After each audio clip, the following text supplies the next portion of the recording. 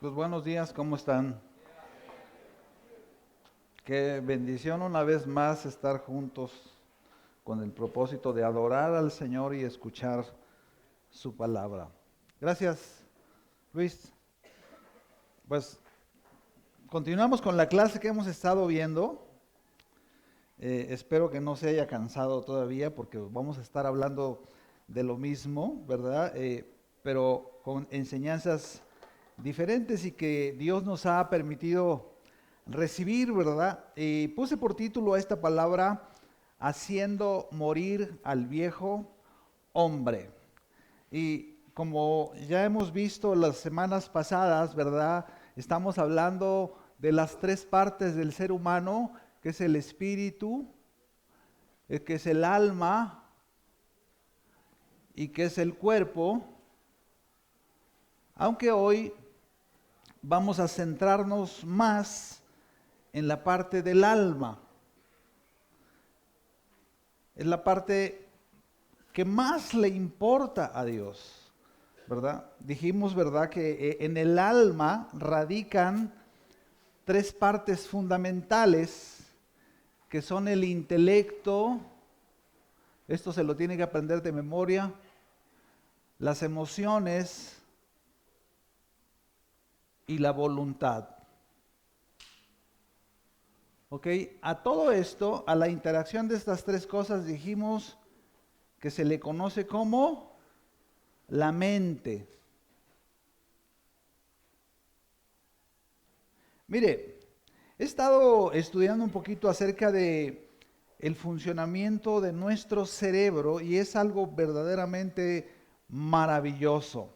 Dios puso en el ser humano una capacidad, es como una computadora impresionante.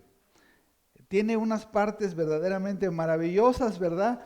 Y el cerebro, o sea, incluye, haga de cuenta que es lo que se le conoce como masa encefálica, así como sesos, ¿verdad? Como los sesos que venden en los tacos, para que le dé hambre.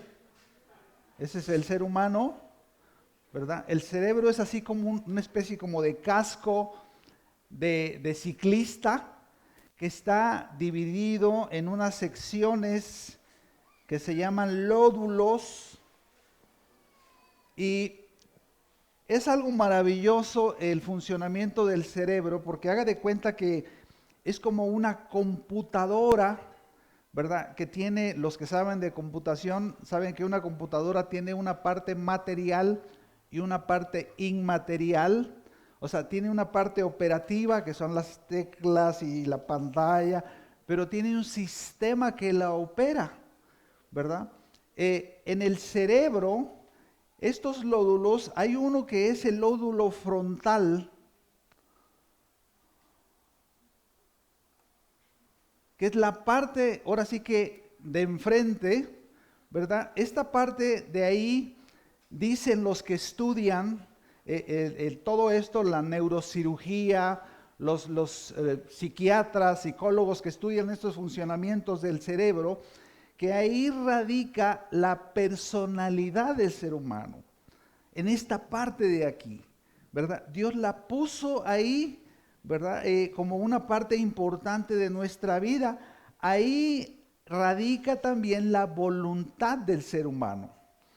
Entonces, fíjese cómo la palabra de Dios respalda esto que estamos hablando y dice, ¿verdad?, que antes de conocer a Cristo, nosotros teníamos una forma de vivir. Fíjese, en esta parte del cerebro que está conectada, cada lódulo, por ejemplo, alguno de esos hace funcionar el lenguaje, otro hace funcionar el oído. Los sentidos del cuerpo están ahí conectados junto con las emociones y con la memoria del cerebro, ¿verdad? Todo eso es algo que Dios puso en el ser humano y que nosotros lo podemos conocer como la mente, la parte central del ser humano, lo que gobierna. Dicen que el lódulo frontal es como el director de una orquesta, ¿verdad? Que está dirigiendo todas las acciones del ser humano, las decisiones de la voluntad, ¿verdad? Que están ahí. Ahora, la Biblia nos dice que antes de que nosotros conociéramos a Cristo, vivíamos como un espíritu muerto, dijimos, ¿verdad? Con la vida del alma dominada por el cuerpo, que es la ¿qué? La carne o la iniquidad, también dijimos, ¿verdad? El sistema operativo del cuerpo era la iniquidad, que es la herencia de maldad que recibimos de nuestros padres. Y es la semilla pecaminosa que Satanás sembró en el ser humano en el huerto del Edén. Esa nosotros la recibimos.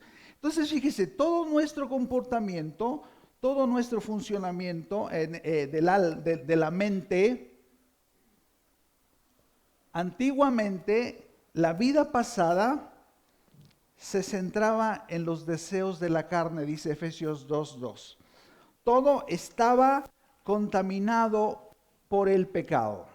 Ahora, fíjese, a todos esos, el ser humano vive, o nosotros vivíamos, con patrones de conducta y pensamiento que la Biblia le llama fortalezas. ¿Cuántos han oído hablar de las fortalezas?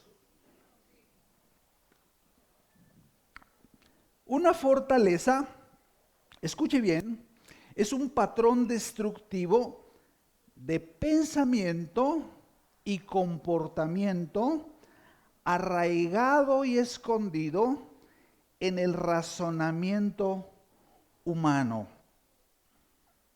O sea, haga de cuenta que el razonamiento pecaminoso del ser humano está arraigado en esas fortalezas. Ahora, esas fortalezas, la Biblia nos dice que son una área de nuestra mente que está tomada y gobernada por Satanás. El término fortaleza se puede entender como un lugar fortificado. No sé cuántos han viajado a la parte del Caribe, ¿verdad? En varias partes de ahí, en Campeche y otros lugares ahí, hay fortalezas al lado del mar. ¿Cuántos han visto esto? Y son de piedra, ¿verdad? No, yo creo que toda la parte de abajo también, porque había enemigos que llegaban, ¿verdad? Ok, una fortaleza es un castillo de donde se defiende un territorio. Una fortaleza era una área de la mente en donde Satanás gobernaba y manipulaba nuestras vidas antes de conocer a Cristo. Es un patrón destructivo de pensamiento y comportamiento arraigado y escondido en el razonamiento humano. Por ejemplo, ejemplos de fortalezas: la amargura. Y luego lo vamos a ver más detalladamente, ¿verdad? En otra ocasión. La amargura es la falta de perdón. Una persona que está amargada, ¿verdad? Está con esa fortaleza de enojo. La inferioridad también es una fortaleza. El pensar que somos inferiores de los demás. Una persona que tiene problemas de inferioridad siempre va a ser hipersensible. No le vas a poder decir nada porque la persona se siente menos. Con cualquier cosa que le hagas lo vas a ofender. El rechazo es una fortaleza, la envidia es una fortaleza, la inmoralidad sexual, ¿verdad? La perversión sexual, una persona que está esclavizada a algún tipo de práctica, masturbación, pornografía, ¿verdad? Fornicación o cualquier desvío sexual, la persona permite que Satanás controle esa área de su mente y lo manipule, ¿verdad? Ahora fíjese, ¿cuál es el problema con las fortalezas? ¿Qué es lo que producen en las personas las fortalezas? Condicionan y habitúan y esclavizan la forma de pensar de las personas. O sea, una persona que tiene una fortaleza ya no piensa de forma, no es libre de pensar de forma diferente, ¿verdad? Esa persona va a estar esclavizado a esa forma de pensar. Y una fortaleza, fíjese, ahora la pregunta es, ¿los hijos de Dios batallan con fortalezas después de nacer de nuevo? Sí. Y esas fortalezas son creadas por la carne, ¿verdad? Que no permite o no quiere, evitan el cambio. Recuerde que la iniquidad, ¿verdad? Es esa parte de nosotros que se opone al propósito de Dios. Las fortalezas son alentadas por la iniquidad y se oponen a la justicia de Dios. Si un cristiano está atado a alguna adicción, la fortaleza que todavía puede ser manipulada por Satanás se va a resistir al cambio. Ahora fíjese, cuando una persona se niega a recibir la verdad o a determinar que quiere cambiar, ¿verdad? Esa persona, un hijo de Dios o una hija de Dios, no está asumiendo su responsabilidad delante de Dios. Una persona que dice, yo no quiero servir, ¿verdad? Yo no quiero ofrendar, yo no me quiero bautizar, yo no quiero cambiar, yo soy así, ¿verdad? Soy de esta manera de ser. Entonces esa persona le va a dar lugar al diablo para que el diablo ponga argumentos en su mente y la fortaleza se arraigue ahí y no sea quitada. Dios quiere que podamos experimentar un cambio, ¿verdad? Dijimos que las fortalezas se levantan en contra de la voluntad de Dios para nuestras vidas. Los propósitos de Dios son estorbados por esas maneras de pensar equivocadas que abundaban en nosotros. Ahora, argumentos, tengo mucho trabajo, no tengo tiempo. ¿Por qué no meditas? Pues no tengo tiempo, ¿verdad? ¿O por qué no cambias? Bueno, es que usted no sabe lo que me hicieron. Yo sufrí mucho de chiquito, ¿verdad? Ya levántate y sacúdete esa autocompasión y permite que Dios haga la obra, ¿verdad? Porque si una persona no asume su responsabilidad delante de Dios, Satanás va a aprovechar esa rebeldía y esa desobediencia en el corazón del hombre. Otro argumento, ya lo he intentado muchas veces y no ha funcionado. Soy muy débil, ¿verdad? ¿Cuánta gente es débil aquí? Pues todos somos débiles, ¿no? Todos tenemos debilidades en nuestro corazón, en nuestra mente. Pero la palabra de Dios nos dice todo, ¿lo qué? Lo podemos en Cristo que nos fortalece. ¿Ok?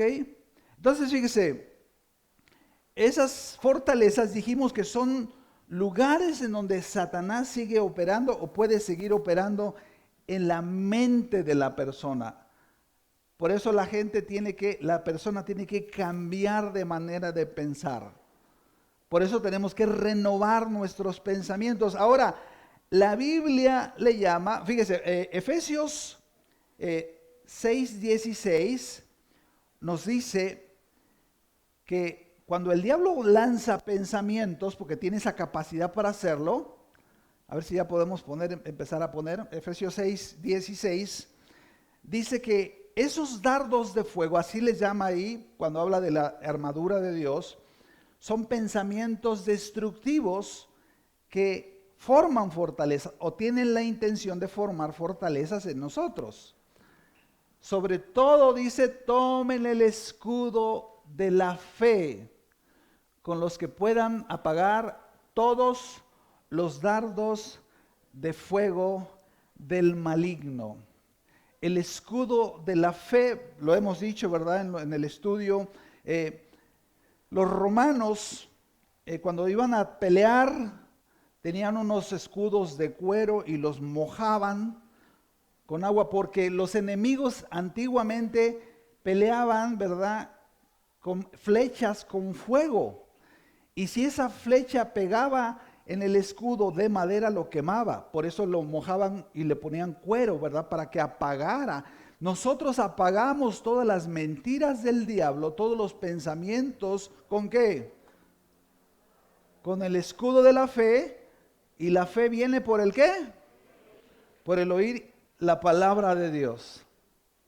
Es por eso que nosotros necesitamos disciplinarnos. Fíjese, la falta de disciplina es una fortaleza también. Recuerda, es un pensamiento destructivo, arraigado en el comportamiento, en el razonamiento humano, producido por la carne. No, es que yo no sé, ¿verdad? Yo leo la Biblia y no le entiendo. Pues todo el mundo al principio así nos pasó. Pero no por eso vamos a dejar de hacer lo que Dios nos ordena que hagamos, porque eso nos va a defender. Es una arma de defensa de Dios, ¿verdad? Ahora fíjese, la Biblia llama a esta forma antigua de vivir, donde vivíamos con el alma y el cuerpo, el viejo hombre.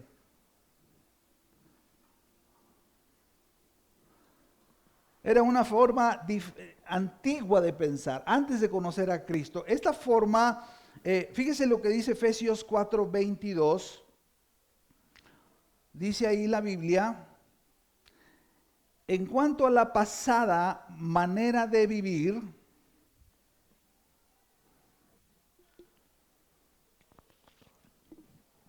¿qué tenemos que hacer? Despojarnos del viejo hombre. Ese es un trabajo que tú y yo tenemos que hacer. Es un trabajo que nosotros tenemos que hacer exprofesamente, voluntariamente, con participación y la ayuda de Dios. Dice, despójense del viejo hombre. Imagínate a un hombre que estuvo preso por 20 años en la cárcel.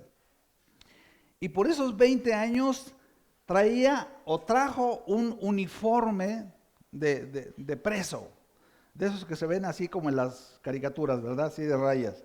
Ya no les ponen eso, ¿verdad? Pero haga de cuenta, ¿no? Y hasta un gorrito le ponen, ¿no?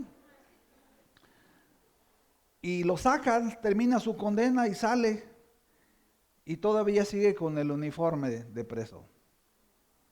Todavía trae. Imagínense cómo huele ese uniforme. Si lo traía todo el día, todos los días, si lo trajo por 20 años, está impregnado a cárcel, ¿verdad? Y no creo que las cárceles huelen muy bien. Entonces, imagínense un creyente que todavía quiere aferrarse a su forma de vivir antigua. Dios quiere que hagamos morir, lo leímos en la palabra, dice, despójense, quítense esos harapos, quítense esa manera engañada de vivir, dice, porque está viciado, dice la Biblia, está atado a esos pensamientos y a esas fortalezas, está mal formado, ¿verdad? Esclavizado a sus deseos engañosos. Entonces Dios quiere que nosotros cambiemos nuestra manera de vivir. Ahora vamos a ver en esta mañana cómo se originan esas fortalezas en nuestra mente. ¿Cómo le damos lugar nosotros a la fortaleza? Nuestra mente humana tiene al menos de varias funciones con respecto a la memoria. Ahora fíjese, hay 3 fuentes principales por las cuales la mente permite la formación de fortalezas. En primer lugar, son las cosas que nosotros mismos hicimos. Todo lo que nosotros decididamente, personalmente decidimos hacer. Ya sea pecado, ¿verdad? Ya sea cosas que nos trajeron dolor, tristeza, ¿verdad? Eso lo vamos a ver ahorita, cómo funciona la mente. Y este ejercicio lo vemos en sanidad interior, es un material que nosotros damos continuamente aquí, ¿verdad? En primer lugar, lo que tú y yo hicimos en el pasado, porque somos responsables de las acciones que nosotros hicimos. En segundo lugar, las cosas que otros nos hicieron o que nos sucedieron a nosotros, ¿verdad? Y esto es algo que a lo mejor nosotros no lo pensamos, pero alguien nos hizo algo, alguien nos invitó a algo, alguien nos engañó, alguien nos indujo, ¿verdad? Alguien nos lastimó. Todo eso se va acumulando ahí. Y en tercer lugar, lo que nosotros hemos heredado de nuestros padres. Primera de Pedro 1:18 dice que sabiendo que fuimos rescatados de nuestra vana manera de vivir, la cual recibimos de nuestros padres. Recibimos una herencia pecaminosa que pesa sobre nosotros, ¿verdad? Esa herencia en muchos de los casos da lugar a que se formen las fortalezas. Ahora fíjese, nuestra mente tiene algunos funcionamientos, algunos compartimentos que operan en nuestra memoria y lo hemos visto en algunas ocasiones, ¿verdad? En primer lugar, haga de cuenta que la mente está formada por capas o compartimentos. El primer compartimento de la memoria es el consciente.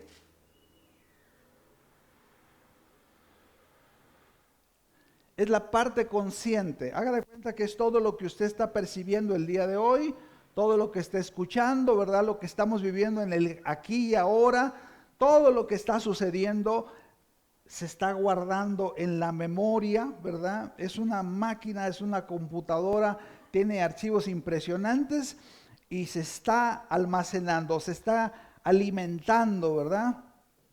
¿Ok? Ustedes están oyendo lo que estoy hablando, bueno, eso espero. Sus ojos están viendo todo lo que está pasando alrededor. Si pasa una moto, si llega el del gas, ¿verdad? Todo lo estamos percibiendo, ¿ok? A través de nuestros sentidos. Y la segunda compartimento de la mente es el subconsciente.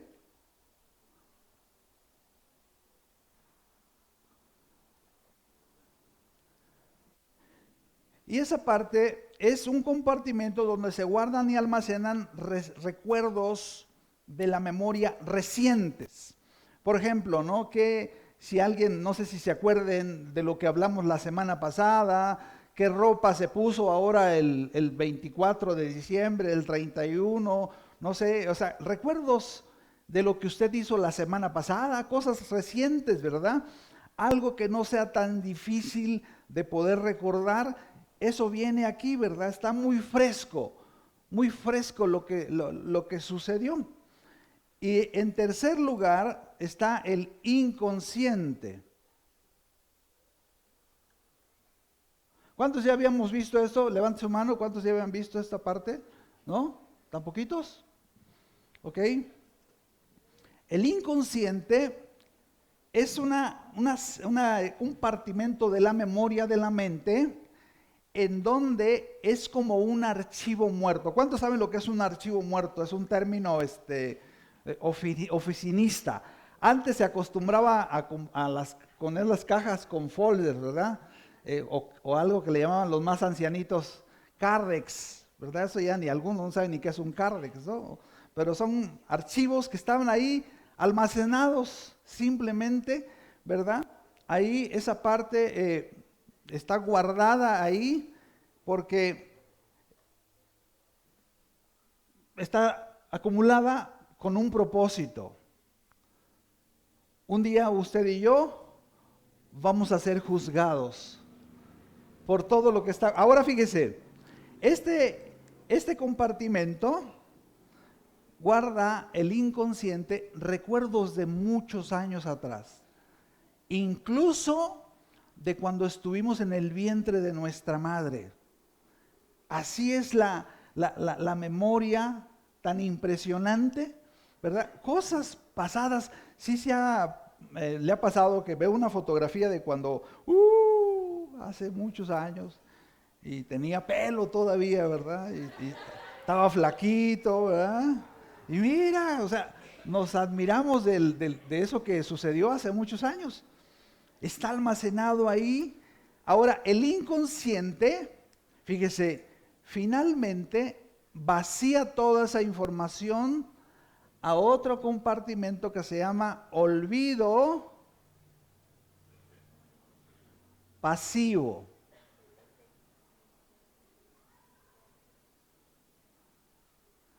Ese sí ya es el definitivo. Es algo ya que se estaciona ahí. Y vea lo que dice Romanos 2:16.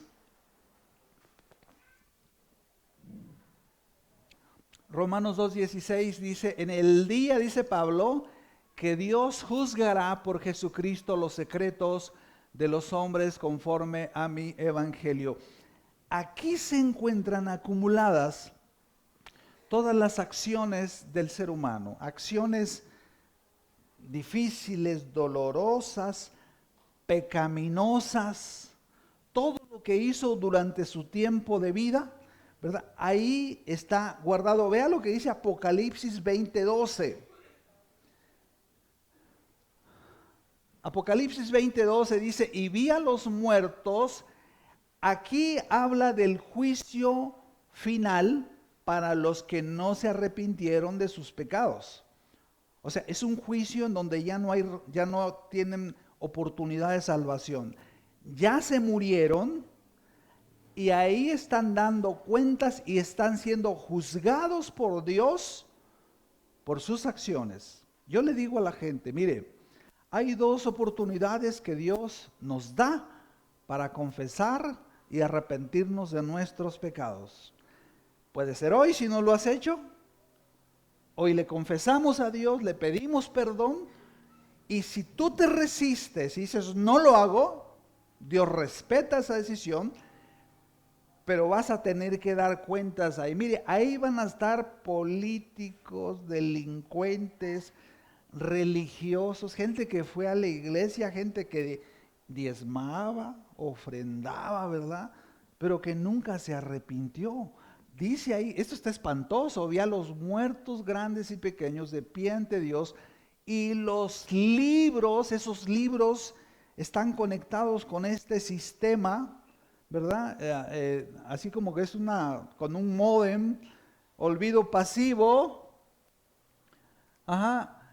Y otro libro fue abierto, el cual es el libro de la vida, y fueron juzgados los muertos por las cosas que estaban escritas en los libros según sus obras.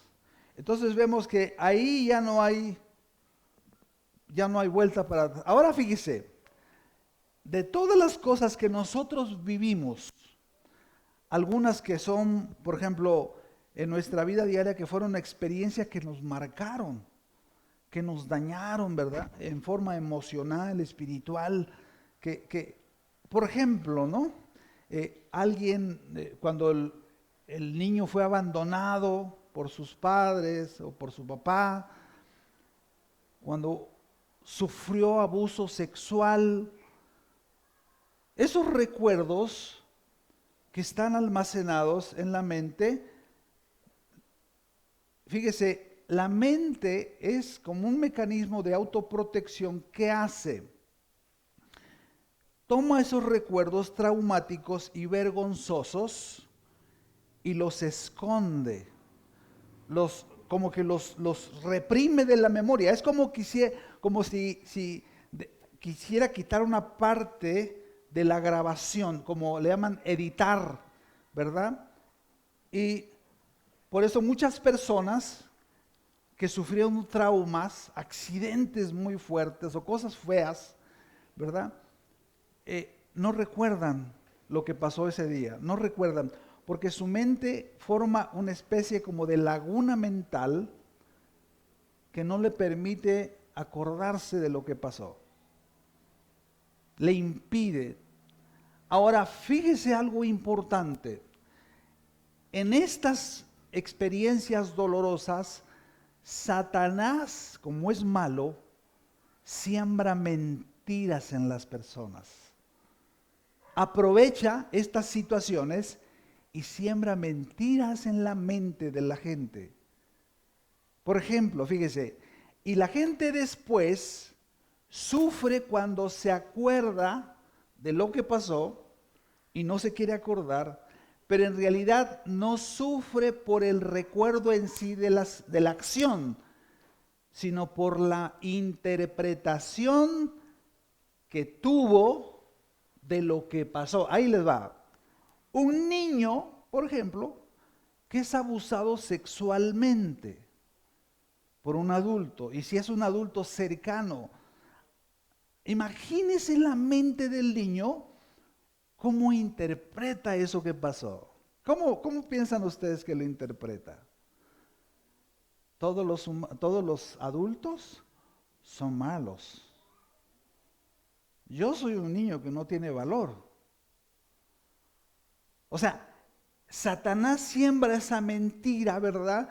Y ahora fíjese, pasa algo tremendo. Siembra mentiras, soy malo, nadie me ama, no valgo nada, no voy a cambiar, ¿verdad? Y de ahí, incluyendo acciones pecaminosas que nosotros hacemos, la primera vez que una persona se drogó, ¿verdad? Que tu primo te estaba, ándale, hasta que pues órale. Y ahí se forma una fortaleza. Empieza algo. ¿Sí me estoy explicando? Entonces, fíjese, Satanás aprovecha para sembrar estas mentiras y hacer que desaparezcan ahí. Ahora fíjese, ¿dónde pone la mente todos esos recuerdos que pareciera que no recordamos? En un compartimento, y lo pongo así a propósito, que se llama olvido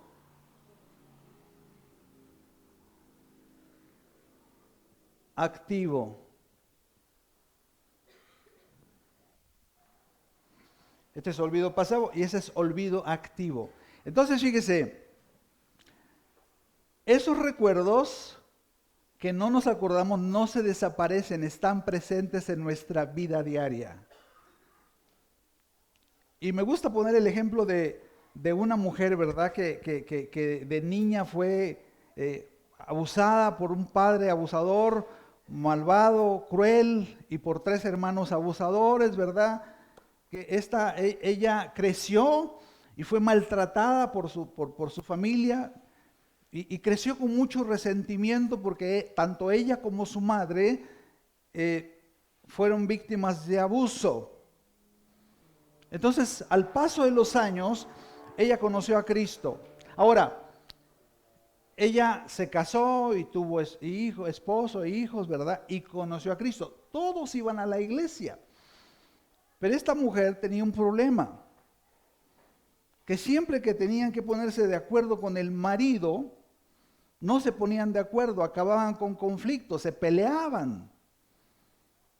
Tenía problemas con la autoridad, no se podían poner de acuerdo. Había algo que le impedía. Ella era una hija de Dios, su esposo era un hijo de Dios, era un buen cristiano, pero tenían este conflicto, ¿verdad? Que siempre terminaban.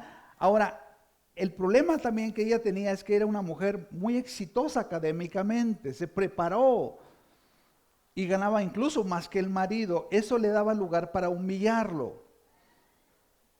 Y una vez, orando, le pidió a Dios, Señor, ayúdame a recordar qué fue lo que originó mi comportamiento rebelde. ¿Por qué no puedo obedecer a mi marido? El Espíritu Santo la llevó a su infancia y le mostró todo lo que ella pensaba y todo el convencimiento que tuvo de sí mismo. Cuando ella veía el maltrato, ella dijo, yo cuando sea grande no voy a permitir que ningún hombre me gobierne. No voy a permitir que ningún hombre me dé órdenes. No necesito un hombre y voy a prepararme para ser una persona que tenga mi propia solvencia. Entonces, el Espíritu Santo le recordó, ¿verdad? Y hay un pasaje que me gusta mucho, es Romanos 8, 26 y 27.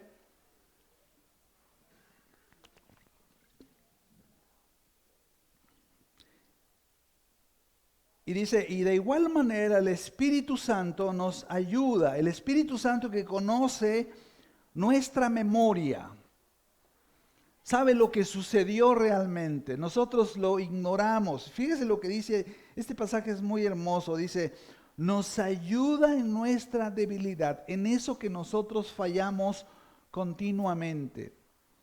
Ese problema de indisciplina, ese problema de falta de dominio propio, ese problema de abuso, ese problema de trauma, ¿verdad? Dice la palabra, nos ayuda en nuestra debilidad. Pues, ¿qué hemos de pedir como conviene? ¿Sí lo está leyendo? ¿Qué dice? No lo sabemos, porque se nos esconde. ¿Me entiende? No lo sabemos, pero el Espíritu mismo intercede por nosotros. Él dice, tú no puedes recordar, yo sí puedo recordar.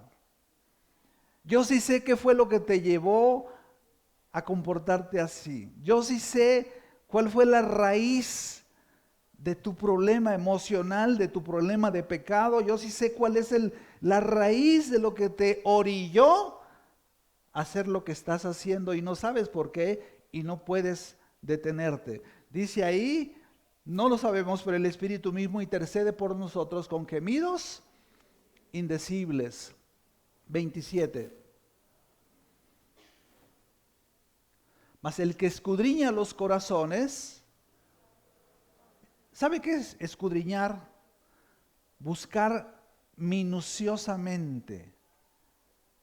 Conoce cada parte de nuestra memoria, del recuerdo, ¿verdad? De lo que hemos vivido. Dice, mas el que escudriña los corazones sabe cuál es la intención del Espíritu. ¿Cuál es la intención del Espíritu? Sanarnos, liberarnos, romper esas fortalezas, romper esas cadenas que el diablo puso y sembró en nuestra mente y que no nos permiten pensar diferente. No nos permiten ser libres. Dice, porque conforme a la voluntad de Dios, intercede por nosotros. También David en el Salmo 139, 23 y 24, lo dice de esta manera. David le pide al Señor, examíname, oh Dios, y conoce mi corazón. Pruébame y conoce mis pensamientos. ¿Cuántos le piden a Dios esto?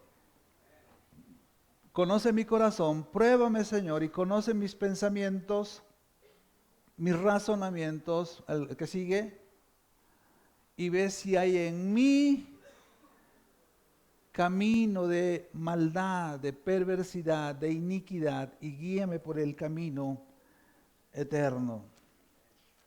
Ahora, volviendo al tema del hombre viejo, ¿verdad? Mateo 16, 21 nos habla de una experiencia de Jesús con sus discípulos. Mateo 16, 21.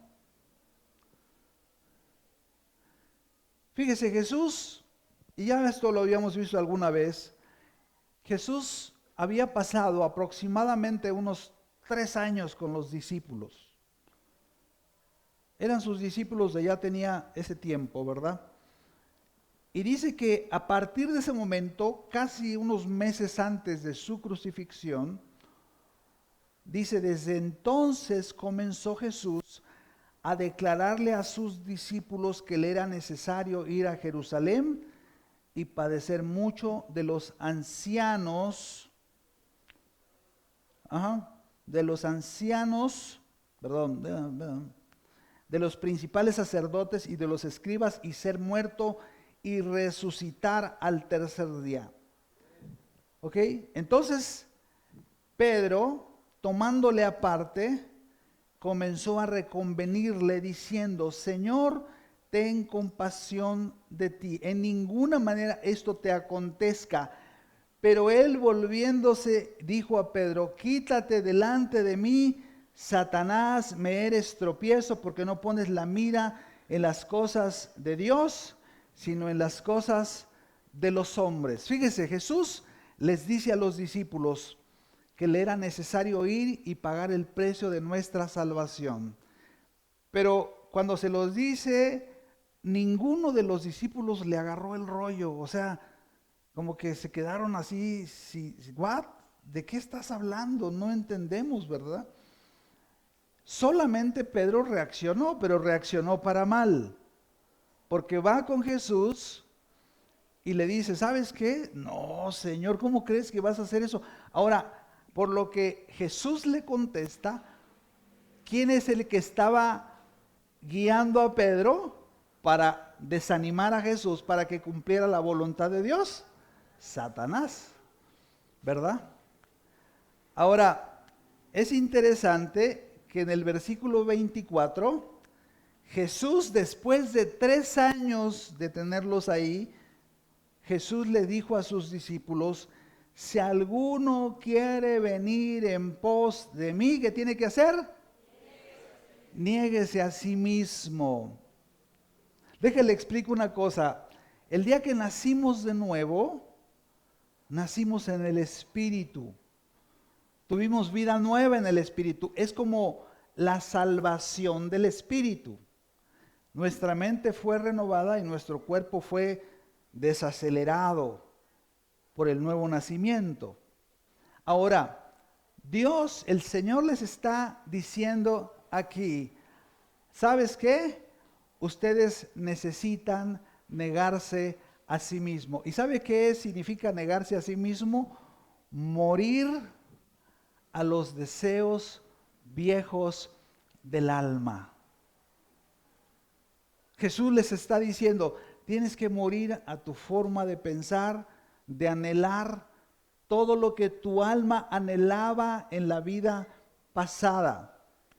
Esto es hacer morir al viejo hombre del alma. ¿Cuántos están entendiendo? ¿Sí lo estamos entendiendo? Podemos ver que vivir en la vida antigua del alma, por lo que estamos viendo que sucedió, ¿verdad? Vivir en la vida antigua del alma, en el caso, fíjese, de los discípulos, ellos habían sido salvos y nacidos de nuevo solamente en el Espíritu, pero seguían viviendo en su vida del alma. ¿Sí me explico? Cuando vive una persona la vida del alma, ¿qué sucede? No tiene entendimiento de los planes y de los propósitos de Dios. Por eso va Pedro y le dice: oye, Señor, pues no hagas esto, ¿verdad? Una persona que vive, ya fue salva, pero sigue viviendo con los deseos de su vida, del hombre viejo, que eran los deseos de su alma, motivados y propiciados por la carne, ¿verdad? No va a tener entendimiento de la voluntad de Dios para su propia vida. Va a vivir, como dice Efesios 4, ¿verdad? Ajenos a la vida de Dios. Vamos a pensar, ¿verdad? Que hace rato veíamos en Romanos la historia del joven rico, ¿verdad? Él vivía bajo el gobierno del alma.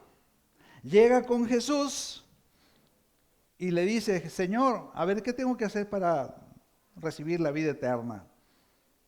Y Jesús le agarró el rollo, dijo: este muchacho viene a presumir, ¿verdad? Se sentía muy sobrado, se sentía hecho a mano, se sentía bueno, se sentía que, decíamos ahí, ¿verdad? Que Jesús le iba a decir: ¿sabes qué? Tenía ganas de conocer a alguien como tú, tan bueno y tan precioso, ¿verdad? Creía que Jesús lo iba a levantar, pero le pegó exactamente en el problema que tenía su alma. Le dijo, vende todo lo que tienes y dáselo a los pobres. Él vivía en la vida del alma. Los discípulos vivían en la vida del alma todavía. Tenían que hacer morir al viejo hombre. Y volvamos a Mateo 16. Fíjese, 24, otra vez volvemos a leer y dice, Jesús dijo a sus discípulos, si alguno,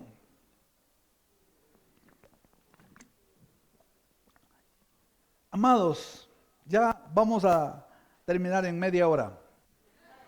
Mire, esta mañana Jesús te dice a ti y me dice a mí lo que dice el versículo 24. Bueno, nos dice todo eso, ¿verdad? Pero el 24 está muy directo. Dice, entonces Jesús dijo a sus discípulos, si alguno de ustedes, o sea, apela a la voluntad de ellos, si alguno aquí en este grupo de personas, porque eso lo vas a decidir tú y nadie más que tú, quiere venir en pos de mí, quiere conocer verdaderamente la voluntad de Dios para sus vidas, quiere entrar a otro nivel de vida espiritual donde sea guiado por Dios y su vida se vuelva fructífera y poderosa, ¿qué tiene que hacer? Niéguese, ahí lo dice el 24, niéguese a sí mismo.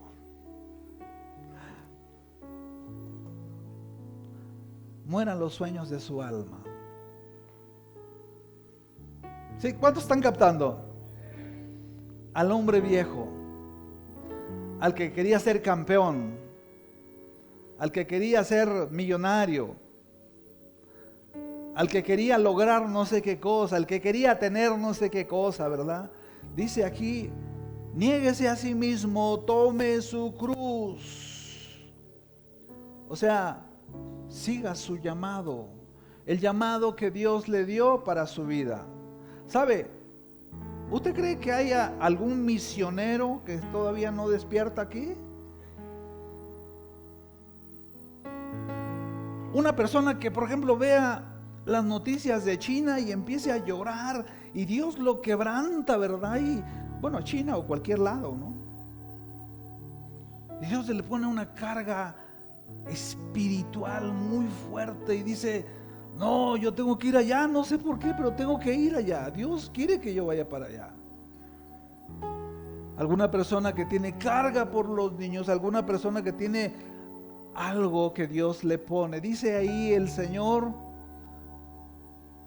tome su cruz y sígame. Vea el 25, está poderoso. Dice, porque todo el que quiera salvar su vida, ¿qué va a pasar? La va a desperdiciar.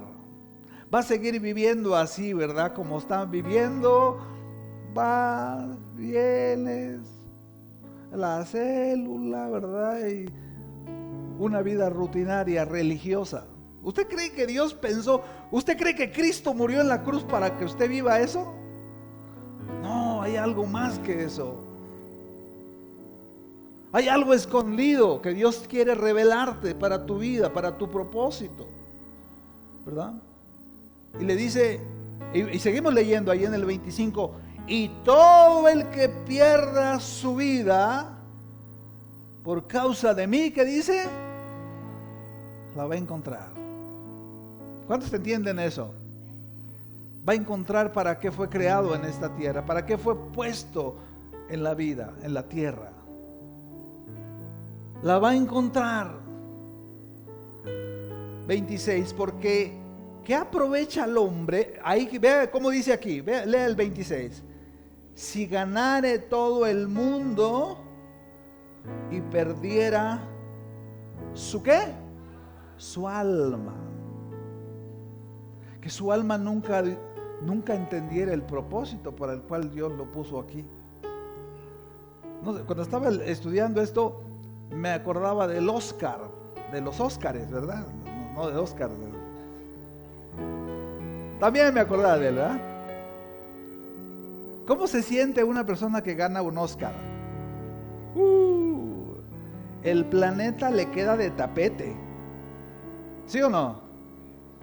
O sea, siente que flota, ¿no? Y si es mejor película o mejor director, dicen, no, es que tienes el mundo, literalmente, en el sistema del mundo. Pero para Dios, ¿qué es un Oscar?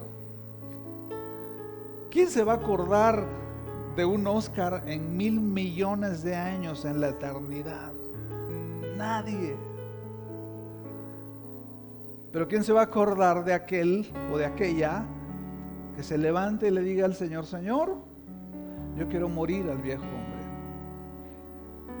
Verdaderamente quiero conocer tu voluntad. Verdaderamente quiero saber.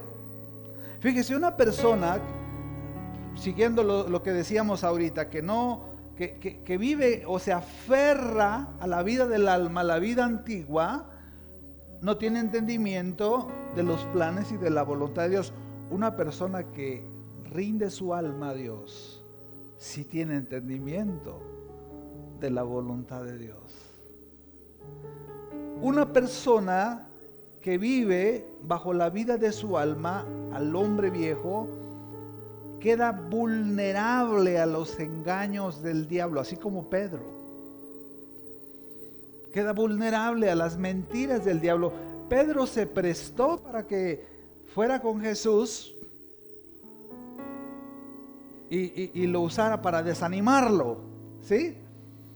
Pero una persona que renuncia a la vida del alma y vive la vida del espíritu bajo la voluntad de Dios, tiene autoridad sobre el diablo. Tiene poder sobre el diablo. ¿Me entiendes? El diablo teme a aquel que le rinde su alma a Dios. Tiene temor, por eso se empecina tanto en las fortalezas del ser humano. Cuando una persona dice en el nombre de Jesús, yo renuncio a eso, se convierte en una amenaza para el infierno. Fíjese, la vida del alma nos hace vivir una vida para nosotros mismos y sin fruto. Pero vivir para Dios nos hace personas fructíferas y llenas de bendición en esta tierra. Una persona que camina en el Espíritu es una persona que conoce la voluntad de Dios y la cumple. ¿Cuántos en esta mañana entendieron el mensaje y le dicen al Señor, Señor, yo renuncio a mi hombre viejo y te entrego mi corazón? Segunda de Corintios 10, 3 al 6, lo prometo, es el último pasaje y terminamos. Segunda de Corintios 10, 3 al 6. Porque aunque andamos y vivimos en esta carne, ya no vivimos según nuestra carne, no peleamos según nuestra carne. Dice, porque las armas de nuestra milicia no son carnales, sino que para destruir fortalezas. Toda fortaleza en el nombre de Jesús se rompe por el poder de la sangre de Cristo. Dice, versículo 5, derribando argumentos, todo razonamiento. No quiero servir. ¿Cómo que no vamos a servir? Claro que sí vamos a servir. No puedo dejar de hacer esto. Claro que sí voy a poder, porque todo lo puedo en Cristo que me fortalece. Dice, y toda altivez, toda soberbia, espíritu de soberbia, te vas en el nombre de Jesús, que se levanta en contra del conocimiento de Dios, y llevamos cautivo todo pensamiento. ¿A qué? Póngase de pie y dele gracias al Señor. Padre, en esta hora, Señor, toda fortaleza de nuestra mente, toda fortaleza que se haya formado, es revelada a nosotros. Toda fortaleza, toda iniquidad que se anidó en nuestra mente, el día de hoy, por el poder y la revelación del Espíritu Santo, es expuesta a la luz de Cristo. En el nombre de Jesús, renunciamos a toda mentira que fue arraigada en nuestras mentes. Porque ahora soy una nueva criatura en Cristo. Ahora soy una nueva persona en Cristo. Y voy a lograr y a cumplir los propósitos de Dios.